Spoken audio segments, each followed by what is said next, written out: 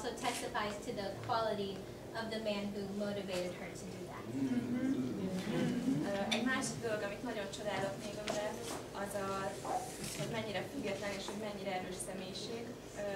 Azt hiszem, nem állnánk ma itt, hogyha ez nem így lenne.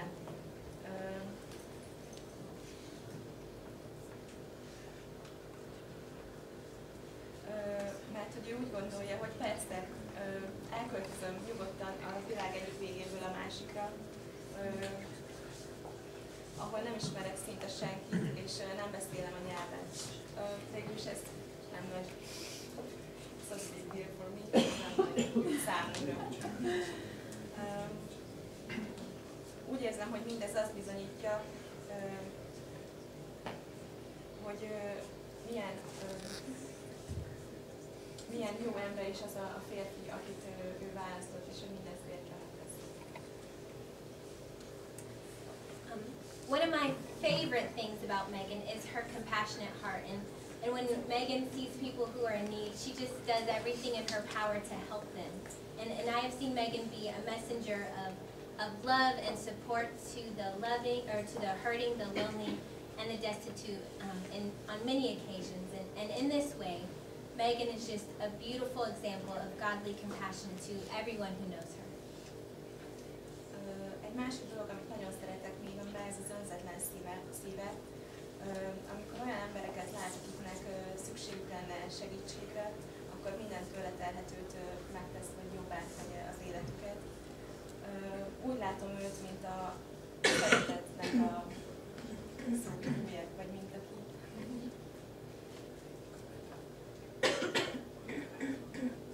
A szeretet hírnöke. És mindenkit, aki esetleg is magányos vagy megbántott, ezt megpróbálja megvigasztalni. Ezáltal Megan egy nagyon szép példája az önzetlenségnek. But in order to really know Megan, you have to know that she loves God with all of her heart, soul, mind, and strength. And she wants to follow His will no matter what it costs. And her relationship with God and her willingness to trust Him in any circumstances is truly inspirational.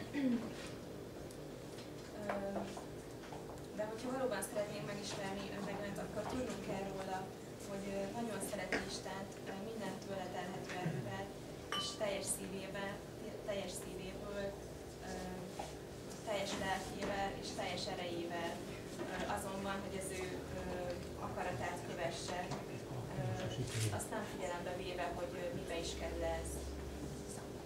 Az ő kapcsolata Istennel minden körülmények között inspirálólag.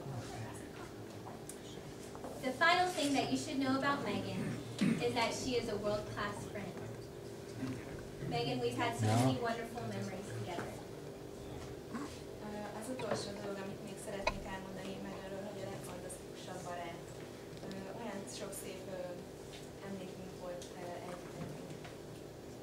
From your first night at Student Venture to our drives home from school listening to Bethany Dillon and Warren Barfield. Az első éjszaka, amit együtt töltöttünk a Student Venture-ben, vagy amikor együtt vezettünk, együtt mentünk haza az iskolából Bethany Dillonbe, Bethany Dillont hallgatva az autóban. From swing dancing at Murray Hill Theater to my 18th birthday party where we uninvited all the boys and went out in the town just as girls. Amikor swinget táncoltunk a Murray Hill színházban 18 éves születésnapomon, ahol nem hívtunk meg egy fiúcset, mert úgy döntöttünk, hogy így jobb lesz. From senior prom to Operation Peeled Banana and Water in the Butter Dish. I'm sorry. That doesn't translate. That doesn't translate well. You can just skip over that one. That's okay. Yes. I also remember well that moment when many friendships would have been in trouble, but ours just got stronger because we both looked at each other and said, our friendship means more to us than any silly boy. szintén emlékszem, hogy sok olyan momentum volt a barátságunk során, amikor bajba keveredtünk, de ez csak erősebbé tette a kapcsolatunkat.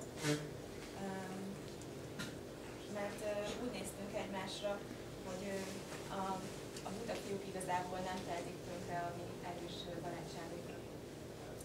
Then there was the day that you moved to Texas and left me alone here in Florida, without a best friend to hug.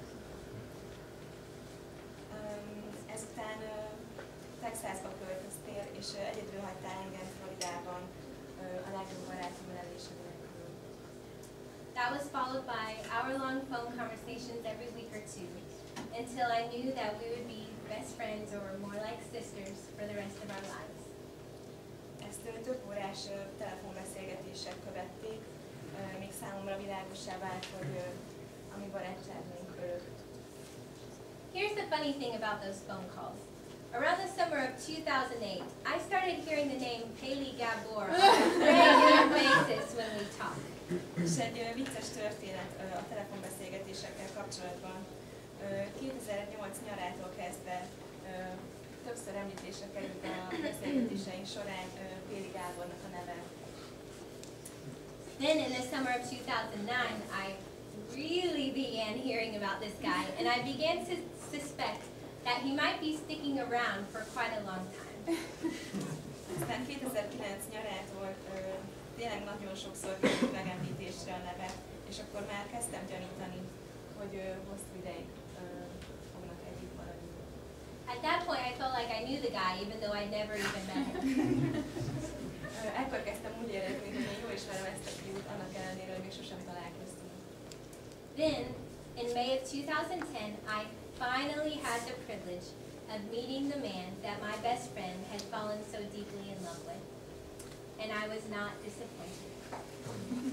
Végül 2010 májusában végre megismerhettem azt a fiút, akiben még nagyon beleszerelmesedett, és szerencsére én is elégedett voltam a választásában.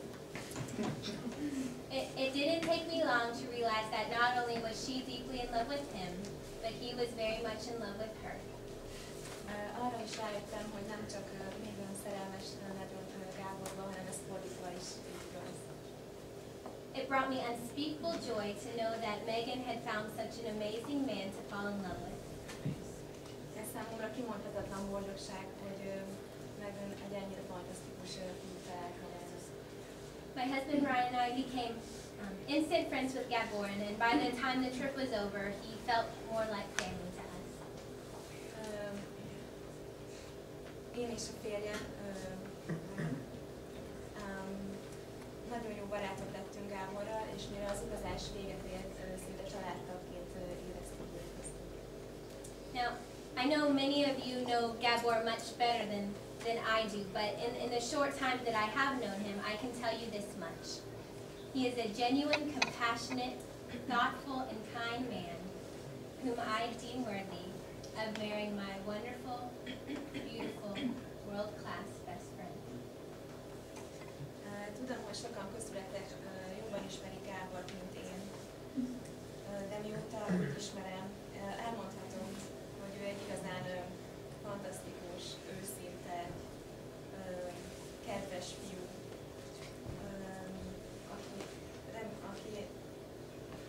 amiért nagyon hálás vagyok, hogy feleségül vette az egy csodálatos, gyönyörű és tényleg legfantasztikusabb barát. Megan, I don't know if you're going to remember this or not, but back in high school I made you a pillow in quilting class. And the pillow itself was not very impressive, but I was so excited to give it to you because what was on it. Nem tudom meg, hogy emlékszel, de amikor még az iskolába jártunk, akkor technika órát készítettem a részedre egy párnát. Maga a párna az nem volt annyira impresszív, de annyira vártam, hogy átadhassam neked, mert szeretetből készítettem a számodra. On the front of the pillow was a picture of Cinderella with Prince Charming down on one knee, and beneath the picture was embroidered the words, "Someday my prince will come." A párnán hamukövőke volt a herceggel, és és a következő felirat volt olvasható alatta. Egyszer a herceg érted is eljön.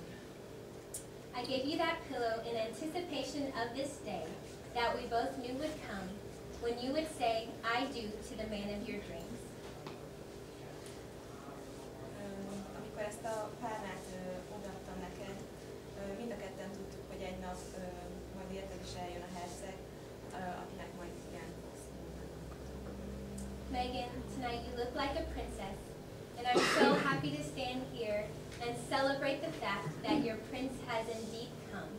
And I wish you both a lifetime of love, joy, and blessings from God. Ma olyan gyönyörű vagy, mint egy hercegnő, és nagyon boldog vagyok, hogy ezt ünnepelhetünk veletek, és minden jót kívánunk nektek közösen. To Megan and Gabor.